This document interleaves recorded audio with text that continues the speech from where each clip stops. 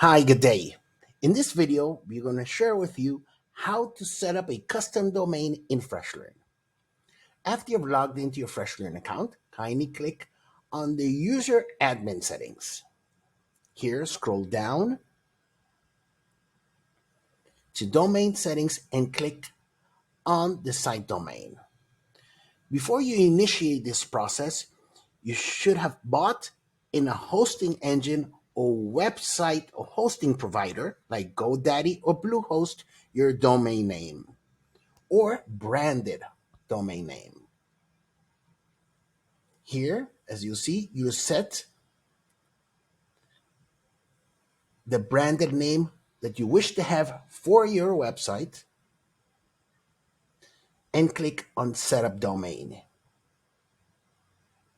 Here, then you move on to your hosting provider and set up all the information and then verify. If it's not verified, this usually takes 48 hours for all the values to be propagated across all servers. As a kind reminder, FreshEarn will automatically generate the SSL for your custom domain, so you have no need to apply for any others. If after the 48 hours you have any questions or doubt, please reach out to us. It'll be a pleasure to assist.